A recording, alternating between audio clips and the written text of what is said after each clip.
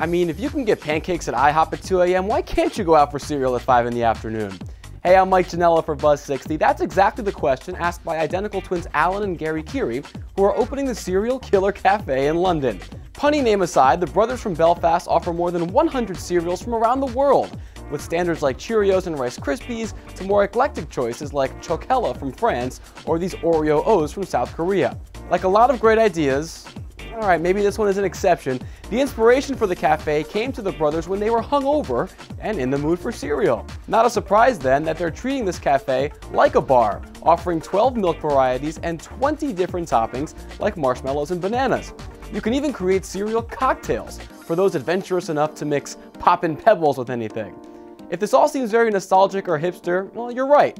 The brothers have stocked plenty of throwback cereals to appeal to 80s and 90s kids, and the cafe's Shoreditch location is basically the Williamsburg of London. The only bad news is milk mustaches don't go well with real hipster ones. Buzz60, now you know. Pass it on.